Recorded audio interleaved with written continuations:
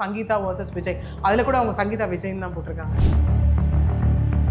சங்கீதா அவர்கள் தரப்புல இருந்து தான் இது வந்து மீடியாவுக்கு கொடுக்கப்பட்டது அப்படின்னும் இருக்கு. பட்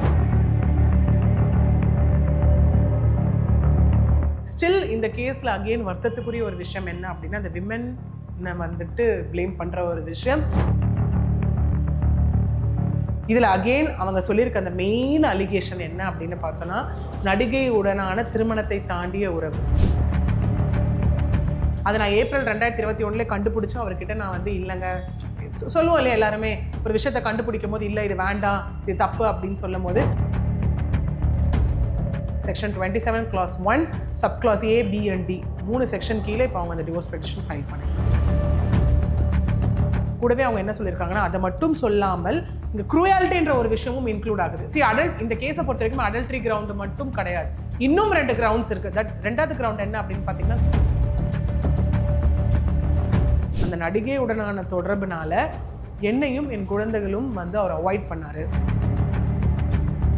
ஏன்னா அதுக்கப்புறம் வந்து வீட்டை விட்டு வெளியேறலன்ற ஒரு விஷயமா இருக்கட்டும், என்னோட பேசிக் நீட்ஸ் எல்லாமே வந்து இந்த இடத்துல நெக்லெக்ட் பண்ணப்பட்டதுன்றதாக இருக்கட்டும், என்னதான் ஒரே வீட்டில் ஒன்றா வாழ்ந்தாலும் நாங்கள் வந்து தனித்தனியாக தான் இருக்கும். விச் மீன்ஸ் கோஹாபிட்டேஷன் இல்லை அப்படின்னா again it amounts to desertion.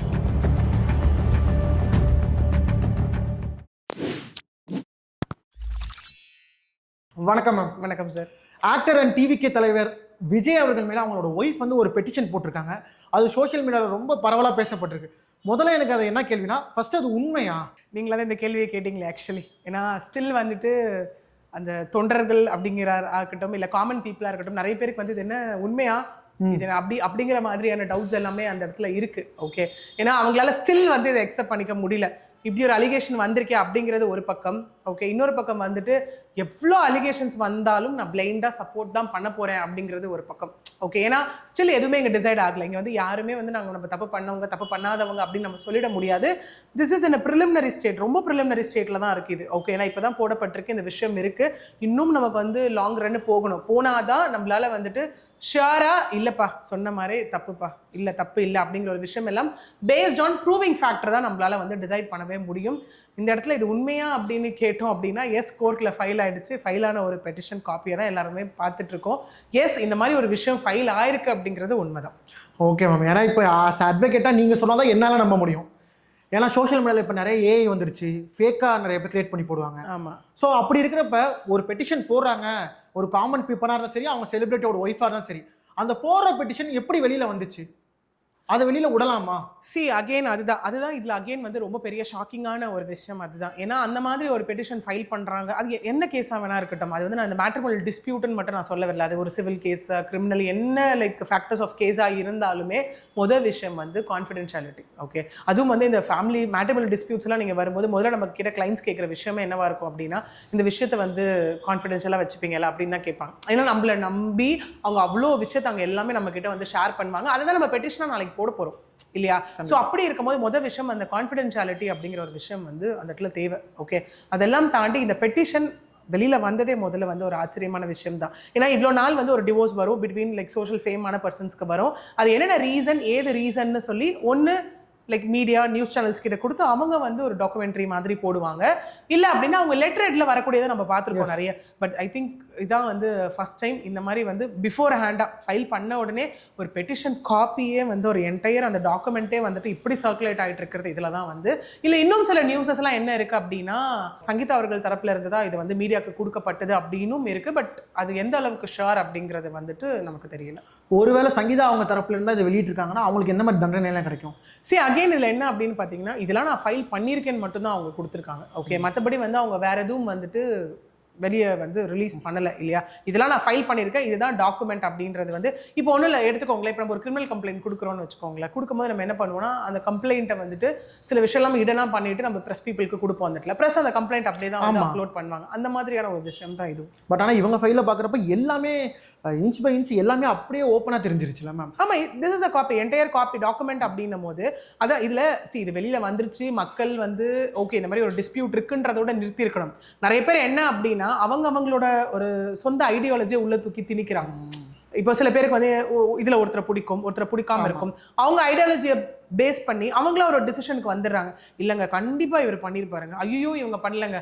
Still இந்த கேஸ்ல அகெயின் வருத்தத்துக்குரிய ஒரு விஷயம் என்ன அப்படின்னா, அந்த விமன் வந்துட்டு ப்ளேம் பண்ற ஒரு விஷயம் நடந்துக்கிட்டு தான் இருக்கு இதுல. ஏன்னா அவங்களுக்கு அந்த தேவையான பாயிண்ட்ஸை வந்து ரவுண்ட் அப் பண்ணி அதுக்குள்ள அவங்களோட கருத்துக்களை திணிச்சு அதை வந்து சர்க்குலேட் பண்ணும்போது அதுல ஒரு 10 பேர் 20 பேர் ஒரு 100 பேர் வந்து கமெண்ட் பண்றது அப்படிங்கிறது அது வந்து எப்படின்னா இன்னும் அந்த புரிதல் இல்லை அப்படிங்கறத நம்மளால பார்க்க முடியுது. கண்டிப்பா மேம். இப்போ அவங்க என்ன மாதிரி பெட்டிஷன் போட்டிருக்காங்க ma'am? Yes, see again it is a contested divorce. Okay, ஏன்னா வந்துட்டு மியூச்சுவல் அப்படின்னா நமக்கு தெரியும், எல்லாருக்குமே தெரியும். ஓகே, ஏன்னா ஒரு காமனா 2 பேரும் ஒத்து வந்து ஒரு ஒன்னா போற ஒரு பெட்டிஷன் வந்து தட் இஸ் 2 பேருமே அதுல பெட்டிஷனரா இருப்பாங்க. That is a mutual divorce. Okay, இதை பொறுத்த வரைக்கும் பார்த்தா அப்படின்னா எஸ் ஒருத்தர் பெட்டிஷனர் ஒருத்தர் respond. That is Sangeetha versus Vijay. அதுல கூட அவங்க சங்கீதா விஜய் தான் போட்டிருக்காங்க, வைஃப் ஆஃப் அப்படின்னு போட்டு லைக் விஜய் ஜோசப் சந்திரசேகர் அப்படிங்கிற ஒரு விஷயம் தான் நம்மளால பார்க்க முடிஞ்சது. இதுல அகெயின் அவங்க சொல்லியிருக்க அந்த மெயின் அலிகேஷன் என்ன அப்படின்னு பார்த்தோம்னா, நடிகை உடனான திருமணத்தை தாண்டிய உறவு, அது தகாத உறவு. பட் நம்ம லீகல் இதில் சொல்லும் போது எக்ஸ்ட்ரா மேரிட்டல் அஃபேர் அப்படிங்கிற ஒரு விஷயம். அதை நான் ஏப்ரல் 2021 கண்டுபிடிச்சு அவர்கிட்ட நான் வந்து இல்லைங்க சொல்லுவோம் இல்லையா, எல்லாருமே ஒரு விஷயத்தை கண்டுபிடிக்கும் போது இல்லை இது வேண்டாம் இது தப்பு அப்படின்னு சொல்லும் போது அவர் எனக்கு அஷூரன்ஸ் கொடுத்தும் அவர் வந்து மாற்றிக்கவே இல்லை அப்படிங்கிற ஒரு விஷயமா இருக்கட்டும். 2வது பாயிண்ட் ஆஃப் அலிகேஷன் அங்கே என்ன அங்கே வந்து சொல்லப்பட்டிருக்கு அப்படின்னா, செப்டம்பர் 2021 டு பிப்ரவரி 2022 வரைக்கும் நான் நிறைய ட்ரை பண்ணேன், என்னோட லீகல் கவுன்சில் மூலியமாக இருக்கட்டும், நானும் இருக்கட்டும், நிறைய ட்ரை பண்ணி இதுக்கு எந்த ஒரு ரெசல்யூஷனும் கொண்டு வரப்படலை. திரும்ப 2024 ஆண்டு அந்த மாதிரி எல்லாமே வந்து திரும்ப நான் அட்வொகேட் மூலியமாக நோட்டீஸ் அனுப்பி அதுக்கும் எனக்கு ரெசல்யூஷன் வரல. ஃபைனலாக நவம்பர் 2025 நவம்பர் 9ஆம் தேதி நான் அவர்கிட்ட பர்சனலாகவே உட்காந்து பேசினேன். பட் அப்பயும் எந்த ரெசல்யூஷனும் வராததுனால தான் நான் நீதிமன்றத்தை நாடி இந்த டிவோர்ஸ் பெட்டிஷன் ஃபைல் பண்ணுறேன் for dissolution of marriage, which means legal termination of marriage. இந்த மேரேஜ் இதெல்லாம் இருக்குது, இதெல்லாம் நான் ஃபேஸ் பண்ணுறேன், இந்த மேரேஜ் செல்லாது அப்படிங்கிற ஒரு விஷயத்தை வந்துட்டு ஃபர்தராக இந்த from the date of judgment அப்படிங்கிற ஒரு விஷயத்தை தான் இப்போ அவங்க நாடி இருக்காங்க. மெயினாக சொல்கிற விஷயம் அதுதான், அந்த எக்ஸ்ட்ரா மேரிட்டல் அஃபேர். கூடவே அவங்க என்ன சொல்லியிருக்காங்கன்னா, அதை மட்டும் சொல்லாமல் இங்கே க்ரூயாலிட்டின்ற ஒரு விஷயமும் இன்க்ளூட் ஆகுது. இந்த கேஸை பொறுத்த வரைக்கும் அடல்ட்ரி கிரவுண்டு மட்டும் கிடையாது, இன்னும் 2 கிரவுண்ட்ஸ் இருக்குது. தட் 2வது கிரவுண்ட் என்ன அப்படின்னு பார்த்தீங்கன்னா க்ரூயாலிட்டி. அந்த நடிகையுடனான தொடர்புனால என்னையும் என் குழந்தைகளும் வந்து அவர் அவாய்ட் பண்ணார், எங்களை வெளியில் கூட்டிகிட்டு போகிறதில்ல வரதில்லை, நானும் என் குழந்தைகளும் அவமானப்பட்டோம். அதாவது அவங்க அப்ராட் போகிற ஃபோட்டோஸ்லேருந்து அவங்க அந்த விமென் வந்து போஸ்ட் பண்ணுறப்போ, அந்த நடிகை போஸ்ட் பண்ணுறப்போ இவர் அது கேட்கவே இல்லை, பண்ணாதனும் சொல்லலை, பண்ணப்புறம் கேள்வியும் கேட்கல. இன்னொன்று அவங்க மெயினாக என்னன்னா ஷாக் மேலே ஷாக்குன்ற ஒரு விஷயம், ஒரு லேமன் பண்ணுற மாதிரியான ஒரு அலிகேஷன்ஸ் தான் இதில் நம்மளால் பார்க்க முடிஞ்சுது. நான் இதெல்லாம் உறவை பற்றி அவர்கிட்ட கேள்வி கேட்கும் போது ஃபினான்ஷியலாக என்னை ரெஸ்ட்ரிக்ட் பண்ணார் அப்படிங்கிற விஷயமா இருக்கட்டும், ஏன்னா அதுக்கப்புறம் வந்து வீட்டை விட்டு வெளியேறலைன்ற ஒரு விஷயமா இருக்கட்டும், என்னோட பேசிக் நீட்ஸ் எல்லாமே வந்து இந்த இடத்துல நெக்லெக்ட் பண்ணப்பட்டதுன்றதா இருக்கட்டும், அதாவது விச் மீன்ஸ் அந்த எமோஷ்னலி மென்டல் க்ரூயாலிட்டி அப்படிங்கிறதா இருக்கட்டும். 3வது ஒரு கிரவுண்ட் வந்து டெசர்ஷன் சொல்லியிருக்காங்க. என்னதான் ஒரே வீட்டில் ஒன்றா வாழ்ந்தாலும் நாங்கள் வந்து தனித்தனியாக தான் இருக்கும், விச் மீன்ஸ் கோஹாபிட்டேஷன் இல்லை அப்படின்னா again it amounts to desertion. 2 வருடங்களுக்கு மேலாக ஒரு கணவன் மனைவியாக வாழாமல் பிரிந்திருந்தாங்க அப்படின்னா yes it is also a ground for contested divorce. So 1 இல்லை 2 இல்லை, ஸ்ட்ராங்கான 3 கிரவுண்ட்ஸ்குள்ள section 27 clause 1 sub clause A, B and D 3 section கீழே இப்போ அவங்க அந்த டிவோர்ஸ் பெட்டிஷன் ஃபைல் பண்ணியிருக்காங்க. ஓகே மேம், அஸ் லா படி பார்த்தா முன்னாடி இருந்த சட்டம் வந்து அஃபேரில் இருந்தாங்கன்னா அது வந்து கிரிமினலில் வந்து வரும், ஆனால் இப்போ வந்து அது தப்பு இல்லைங்கிற மாதிரி சொன்னாங்களா மேம்? ஸோ இதனால விஜய் அவர்கள் தண்டனை கிடைக்க வாய்ப்பு இருக்கா? ஆக்சுவலி எஸ், இது தப்பு இல்லைன்றதை தாண்டி அகைன் இன்டர்பிரிட்டேஷன் மேட்டர்ஸ் அப்படிங்கிற மாதிரி தான். முன்னாடி எஸ் அடல்ட்ரி 2த்துக்குமான கிரவுண்டாக இருந்தது, 1 ஃபார் கிரிமினல் ஆக்ஷன், 2வது ஃபார் டிவோர்ஸ்.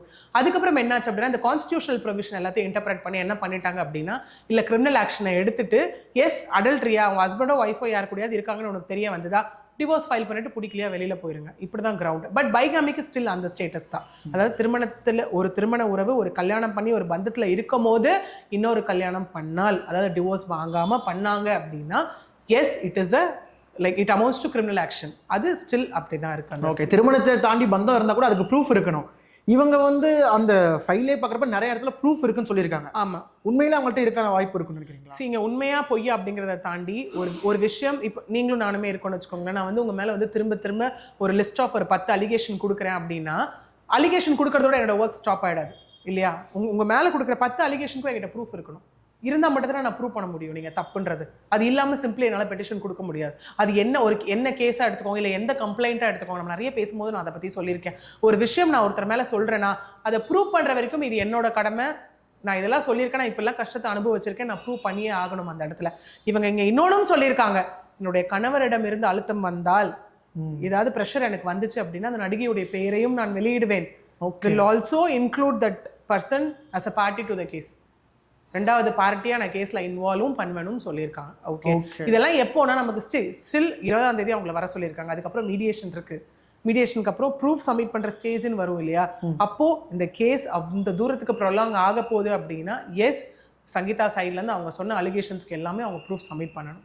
ஓகே, இப்போ விஜய் அவரோட ஒய்ஃப் வந்து வெளியேற்றிட்டாரா? சங்கீதா வெளில போயிட்டாங்க வீட்டை விட்டு? இல்லை, அவங்க தான் கேட்டுட்டாங்களே, அவங்க அதுலேயும் பெட்டிஷனில் கேட்டிருக்காங்களே, அதே நீலாங்கரை வீட்டில் நான் இருக்கணும், ஓகே இருக்கிறதுக்கான இதுவும் எனக்கு வந்து ஆர்டர் இது பண்ணுங்க அப்படின்னும் கேட்டிருக்காங்களே. இன்னொன்று as per law, ஓகே ப்ரொவிஷனாக என்ன சொல்லுது அப்படின்னா women that his wife she is having all the right, அந்த பர்டிகுலர் அண்டர் ஒன் ரூஃபில் இருக்கிறதுக்கான எல்லா ரைட்ஸும் அந்த ஒய்ஃப்க்கு இருக்குது. அந்த ஒய்ஃபை வெளியில் போக சொன்னால் அதுவுமே டொமஸ்டிக் வயலன்ஸ். ஸோ அந்த ஹஸ்பண்ட் விஜயோ எந்த மென்னும் ஒரு விமென்க்கு அவங்க ஒய்ஃப்க்கு அகேன்ஸ்டாக அதை பண்ண முடியாது. ஓகே, இப்போ அவர் இருக்கக்கூடிய கட்சியில் இருக்கவங்க, அதாவது அவர் கட்சியில் இருக்கக்கூடிய தொண்டர்கள்லாம் என்ன சொல்கிறாங்கன்னா, இது வந்து வேற ஒருத்தவங்க பண்ணுற சதி, இது இவங்க அப்படி கிடையாது, இவங்கள்ட்ட எந்த ப்ரூஃபும் கிடையாது, ஆப்போசிட் கட்சியில் இருக்கவங்களாம் தூண்டி விட்டு அவங்க அப்படி பண்ணுறாங்கன்னு சொல்கிறாங்க. நீங்கள் நிறைய கேசஸ் பார்த்துருப்பீங்க, அப்படி இந்த மாதிரி கேசஸ் பார்க்குறோம் மோஸ்ட்லி என்னவா இருக்கும், அது எந்த அளவுக்கு உண்மை சதவீதம் எந்த அளவுக்கு இருக்கும்? This is too early to decide. அதுதான் இப்போ அவங்க ஒரு பெட்டிஷன் வச்சு அகெயின் இது ஏன் வந்து இவ்வளோ பெருசாக எதை வந்து ஒரு அரசியலில் இருக்கக்கூடியவங்க யார் என்ன பண்ணாலும் அது இன்னொரு கட்சியை சார்ந்தவங்களோ அவங்களும் என்ன அது அரசியல் சதி, எதிர்கட்சியினர் வேலை அப்படியெல்லாம் வந்து சொல்ல ஆரம்பிச்சிடுறாங்க. அது வந்து இது வரைக்கும் நம்ம வந்து என்ன பண்ணியிருக்கோம் அப்படின்னா ஒரு பப்ளிக்கை சார்ந்து ஒரு பொதுநலம் சார்ந்த ஒரு ஈவெண்ட்ஸில் தான் அதை பார்த்துருக்கோம். பட் ஃபஸ்ட்டு ஒரு பர்சனல் லைஃப்பில் இந்த மாதிரி வர்றதை வந்து நம்ம இப்போ தான் பார்க்குறோம் இல்லையா. ஓகே, ஸோ அப்படி இருக்கும் போது இது இந்த மாதிரி நம்ம வந்து ஒரு என்ன சொல்கிறது, ஒரு பிளைண்டாக இந்த மாதிரி நம்ம ஒரு விஷயத்தை வந்து டிசைட் பண்ணி கன்க்ளூட் பண்ணிட முடியாது இந்த இடத்துல. ஓகே, ஸோ யார் ஒரு சதி என்ன இருந்தாலும் அவங்களோட ஓன் லைக் கன்சர்ன்ட் இல்லாமல் ஃப்ரீவில் இல்லாமல் ஒரு பெட்டிஷன் ஃபைல் பண்ண முடியுமா? கண்டிப்பாக ஃபைல் பண்ண முடியாது. ஓகே, அதுதான் இங்கே வந்து ஃபைல் பண்ணப்பட்டிருக்கு. ஓகே, லேட்டர் ஆன் அவங்க ஒரு விஷயம் சொல்லியிருக்காங்க அப்படின்னா அவங்க மேலே பர்டன் ஆஃப் ப்ரூஃப் இருக்குது.